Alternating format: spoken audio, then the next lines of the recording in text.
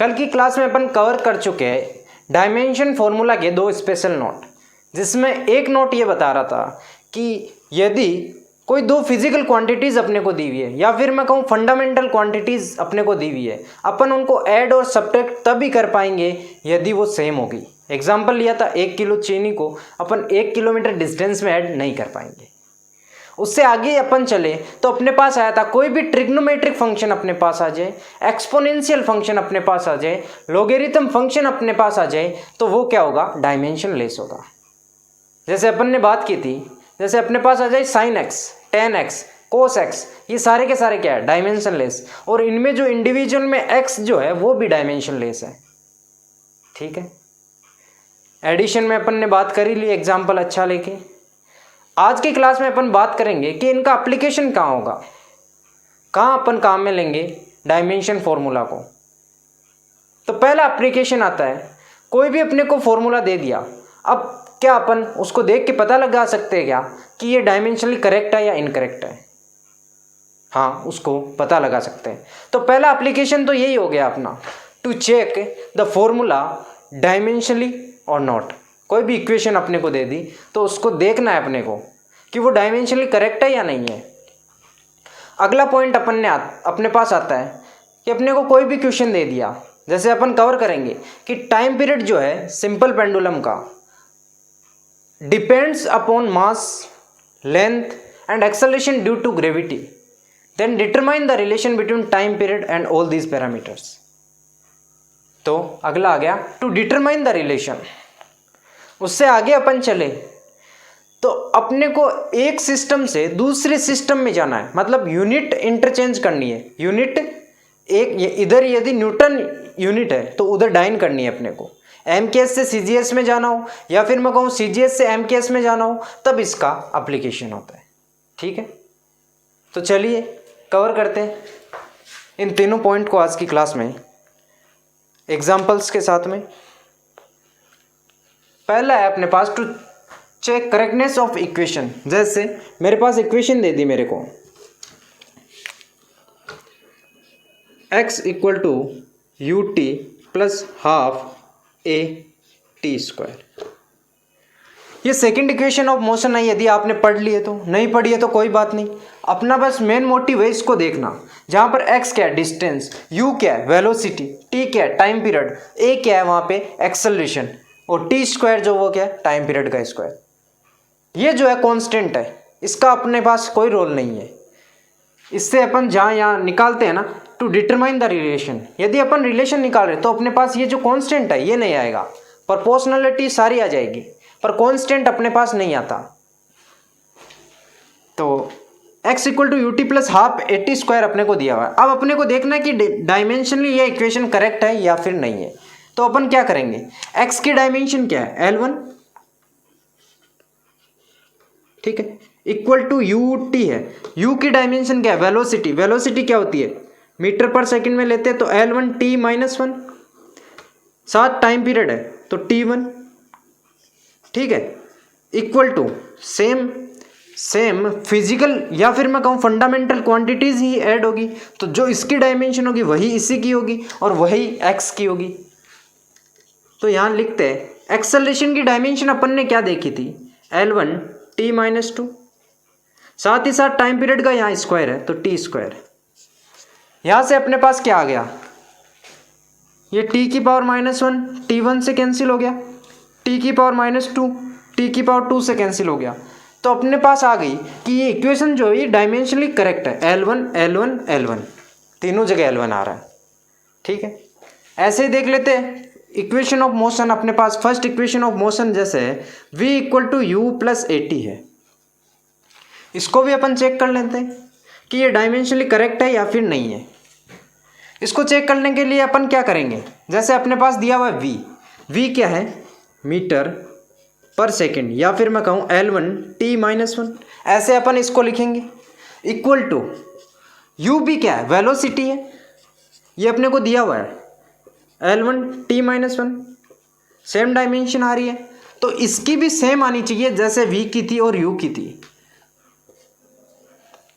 तो अपन लिखते हैं एक्सेलरेशन की डायमेंशन होती है L1 t माइनस 2, ठीक है, फिर एक आ गया टाइम पीरियड, तो ये आ गया टी, एक टी से एक टी कैंसिल हो गया, बचा यहाँ टी की पावर -1। तो सारी की सारी जो है वो क्या आ रही है, सेम आ रही है, सारी की सारी डायमेंशन जो है वो सेम आ रही है। वही आना था, क्योंकि अपन चेक कर रहे थे कि ये इक्वेशन डायमेंशनली करेक्ट है या फिर नहीं है, वो अपन ने कर लिया यहाँ पे। अगला चलते हैं टू डिटरमाइन द रिलेशन। अपने को क्वेश्चन दे दिया कि time period of simple pendulum depends on mass of pendulum, length of string L जो है पेंडुलम की वो अपने को दे दी, और एक्सेलरेशन ड्यू टू ग्रेविटी जी पे डिपेंड कर रहा है। मैंने कहा था इससे अपन कांस्टेंट नहीं निकाल सकते, तो उसने दे दिया जो प्रोपोर्शनलिटी जब आप हटाओगे तो आपके पास कांस्टेंट जो है वो आएगा 2π। तो चलिए आगे उस क्वेश्चन को प्रोसीड करते हैं और देखें कि कैसे अप्रोच करते हैं। पता है यूनिट एंड डायमेंशन का बहुत एक प्लस पॉइंट है, यदि अपन इसको सही से कर लेते हैं तो एग्ज़ाम में मैं सच बता रहा हूँ कि 2-3 क्वेश्चन ऐसे होते हैं कि वो अपन यूनिट एंड डायमेंशन देख के ही कर सकते हैं। ठीक है, तो इसलिए इन सभी चैप्टर का अपने जगह बहुत ज़्यादा इम्पोर्टेंट है और हर चैप्टर में ये काम में आएगा। अगला क्वेश्चन मेरे पास है, आप लिख लो। Time period of simple pendulum depends upon mass of pendulum, length of pendulum, acceleration due to gravity g, इन तीनों चीज़ों पे वो डिपेंड कर रहा है। साथ ही साथ दे दिया अपने को जो कांस्टेंट है, जब आप प्रोपोर्शनलिटी को हटाओगे तो अपने पास आएगा 2π। ठीक है, टाइम पीरियड डिपेंड्स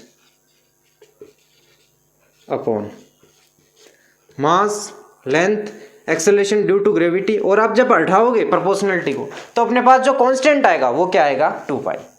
तो चलो आगे अपन करते हैं। एक बार आप खुद से ट्राई करो, इसको लिखो।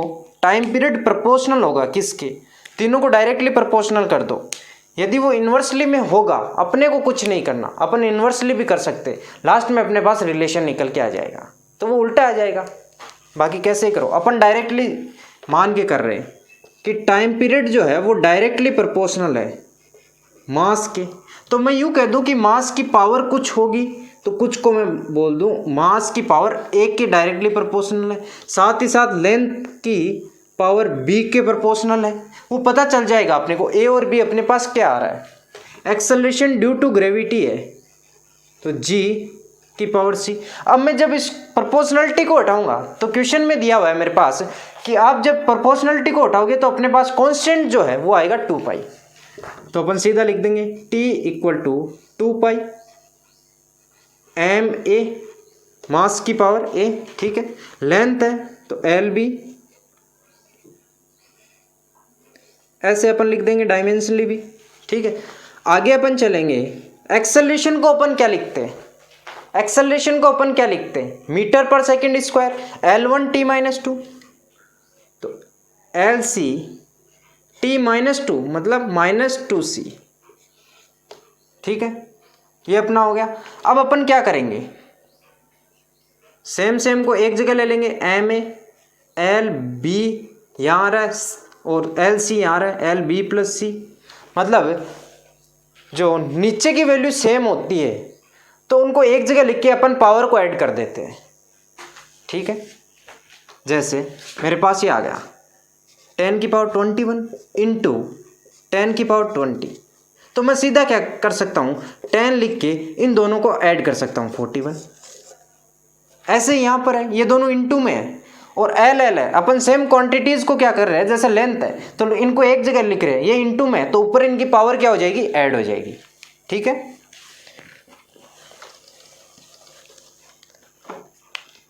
आगे अपन चले तो अपने पास आ गया t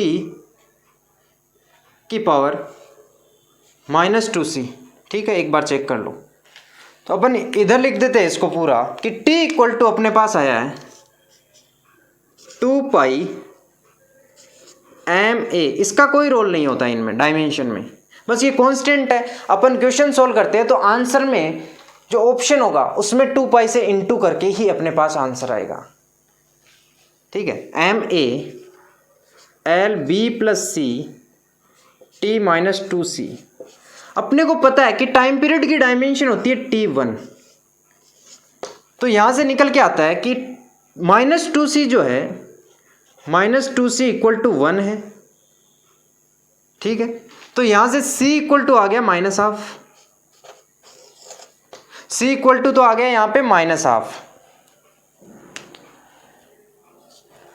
आगे अपन देख लेते हैं b प्लस सी, यहाँ पे लेंथ की कोई यहाँ पे डायमेंशन नहीं आ रही, तो b plus C equal to 0 आ गया। b plus C equal to 0, c का पता है अपने को -12 है, तो जरूर b जो है वो +12 रहा होगा। ये बात क्लियर हुई या नहीं हुई? c अपने पास -12 है, तो यहां से क्लियर हो गया b जरूर -12 हुआ होगा, +12 हुआ होगा। +12 -12 इक्वल टू 0। एक की अपन निकाल लेते हैं, ए तो वैसे ही यहाँ क्या है 0 आ गया। तो इसका मतलब जो पेंडुलम है वो मास पे तो डिपेंड कर नहीं रहा, वो दो चीज़ों पे डिपेंड कर रहा है, बी और सी। बी और सी क्या है? लेंथ और एक्सेलरेशन ड्यू टू ग्रेविटी पे कर रहा है। तो अपन कैसे लिखेंगे? 1/2 और -1/2 इनकी पावर आ गई। यहाँ पे मेरे पास आई g की पावर -1/2, इसका मतलब 1/√g में लिख सकता हूँ। और b जो है वो लेंथ है, तो लेंथ की पावर +1/2 मतलब √LG, डायरेक्टली प्रोपोर्शनल। तो यहाँ से मैं जब रिलेशन लिखूंगा इसका, वो आएगा t equal to 2 pi √L/g। किसी भी फॉर्मूला का अपन क्या निकाल सकते हैं, कैसा उसका रिलेशन है वो निकाल सकते हैं। ठीक है, अभी अपन कर रहे हैं तो इसको टाइम लग रहा है, क्योंकि अपन धीरे धीरे समझ के कर रहे हैं। बाकी जब अपनी प्रैक्टिस हो जाएगी, जब अपन क्वेश्चन लगा लेंगे बहुत सारे, तो इसमें टाइम नहीं लगेगा। अभी मैं समझाने में टाइम लगा रहा हूँ क्योंकि आपके दिमाग में अच्छे से ये चीज़ें बैठ जाए। अगला पॉइंट अपने पास है convert 1 unit system to another. एक यूनिट, कोई भी सिस्टम है किसी यूनिट में दिया हुआ है, उसको दूसरी यूनिट में कन्वर्ट करना है। जैसे मैंने आपको बताया कि 1 न्यूटन मैंने आपको दे दिया, जो कि होता है MKS। MKS मतलब जहाँ पे मास को किस में लेते हैं, kg के अंदर, और मास को लेते हैं किलोग्राम के अंदर, और लेंथ जो होते हैं उसको मीटर में लेते हैं, और टाइम पीरियड जो होते हैं उसको सेकंड में लेते हैं। ठीक बात। इसको कन्वर्ट करा रहा हूँ CGS में, सेंटीमीटर ग्राम सेकंड में। ठीक है, तो कितना होगा लिख लो आप क्वेश्चन, उसको अपने हिसाब से लिख लो। अपन ने एक एक एग्जाम्पल करके ये तीनों चीज़ें जो है अपने दिमाग में बैठा ली कि कैसे होता है। बाकी अपन जैसे जैसे सिलेबस में आगे चलेंगे, अपन पूरी चीज़ें देखते जाएंगे कि कैसे अपन आसानी से क्वेश्चन को सोल्व कर लेते हैं डायमेंशन फॉर्मूला के। और हाँ, यदि कोई रिलेशन दे दिया हो क्वेश्चन में, तो अपन जैसे इसका टाइम पीरियड का निकाला अपन ने, ऐसे वहाँ क्वेश्चन में रिलेशन देख के भी अपन निकाल सकते हैं। उन चीज़ों के लिए थोड़ा टाइम चाहिए मुझे, बस थोड़ा टाइम दो, आपकी हर एक चीज़ मैं क्लियर कर दूंगा। Convert 1 unit system to another. मैंने कहा कि आप 1 न्यूटन को कन्वर्ट करो, उसमें कितने डाइन होते हैं बताओ मुझे। न्यूटन जो है वो क्या है, MKS में है, और डाइन जो है वो CGS में है। तो अपने को पता है न्यूटन जो होता है फोर्स, और फोर्स को अपन क्या लिखते हैं, F न्यूटन। न्यूटन में किसको मापा जाता है, फोर्स को, तो F इक्वल टू M में लिख सकता हूँ। यहाँ से मेरे पास क्या आ जाएगा कि मास जो है उसको मैं kg में लूँगा MKS में, एक्सेलरेशन को किस में लूँगा, मीटर पर सेकेंड स्क्वायर। तो इसका मतलब मुझे 1 kg मीटर पर सेकेंड स्क्वायर दिया हुआ है। अब मुझे इसको कन्वर्ट करना है CGS में, तो CGS में जब कन्वर्ट करूँगा तो kg को किस में लिख दूँगा, kg को किस में लिख दूँगा, ग्राम के अंदर, मीटर को किस में लिख दूँगा, सेंटीमीटर के अंदर, और सेकेंड का सेकेंड ही रहेगा। तो यहाँ से निकल के आता है जो kg होगा उसको 1000 ग्राम में लिखूँगा, मीटर जो होगा उसको 1000, 1 मीटर इक्वल टू 100 सेंटीमीटर, तो यहाँ 100 सेंटीमीटर में लिखूँगा, अपॉन सेकेंड स्क्वायर का सेकेंड स्क्वायर यहाँ रहेगा। तो ये हो गया CGS में, इसको अपन डाइन बोलते हैं, ग्राम सेंटीमीटर पर स्क्वायर। ठीक है, यहाँ से मेरे पास निकल के आता है 1 न्यूटन इक्वल टू 10 की पावर 5 डाइन। बहुत ही सिंपल है। एक बार फिर से बता दूं कि 1 न्यूटन जो है वो अपने पास दिया हुआ है, उसको कन्वर्ट करके बताओ आप कितने डाइन होंगे 1 न्यूटन में। और अपने को बता दिया 1 न्यूटन जो है वो एमके सिस्टम में है और डाइन जो है वो सीजीएस में है। ये जैसे जैसे कवर करेंगे आगे और ज़्यादा क्लियर होती जाएगी।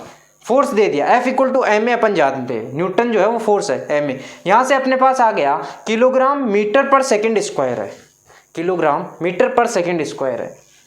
इसको अपने को कन्वर्ट करना है ग्राम सेंटीमीटर पर स्क्वायर में, तो अपन सीधा कर लेंगे। आज से अपन याद रखेंगे 1 न्यूटन इक्वल टू 10 की पावर 5 डाइन होता है। आगे अपन वर्क एनर्जी एंड पावर जब पढ़ेंगे तो वहाँ कन्वर्ट करने में अपने को आसानी हो जाएगी। कॉपी के टॉप पे आप लिख दो इसको ताकि याद हो जाए।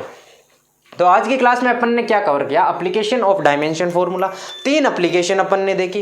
एक तो इक्वेशन करेक्ट है या नहीं है उसको देखने के लिए अपन यूज लेते, दूसरी बात रिलेशन फाइंड आउट करने के अपन इसको काम में लेते, तीसरी बात अपने पास आती है convert 1 unit system to another unit system. इससे पिछली क्लास में अपन ने क्या देखा था, 2 नोट देखे थे स्पेशल, जिसमें सेम फिजिकल या फंडामेंटल क्वांटिटीज को अपन ऐड कर सकते हैं। Sine X, tan X, sec X, ऐसी कोई भी अपने पास क्वांटिटी आ जाए, ट्रिग्नोमेट्रिक फंक्शन आ जाए अपने पास, लोगेरिथम फंक्शन आ जाए, या फिर मैं कहूँ एक्सपोनेंशियल फंक्शन आ जाए, तो वो क्या होंगे, डायमेंशनलेस होंगे। ठीक है, ये बात अपन पिछली क्लास में कर चुके हैं। साथ ही साथ उसमें जो मैं x बोल रहा हूँ आगे, वो भी क्या होगा, डायमेंशनलेस होगा। उससे पिछली क्लास में अपन ने 29 डायमेंशन फॉर्मूला जो है वो देखे थे। तो ये इसी के साथ डायमेंशन फॉर्मूला जो है वो अपना पूरा कंप्लीट हो जाता है। कल से अपन स्टार्ट करेंगे एरर। जब तक के लिए जय हिंद, पढ़ाई करते रहो।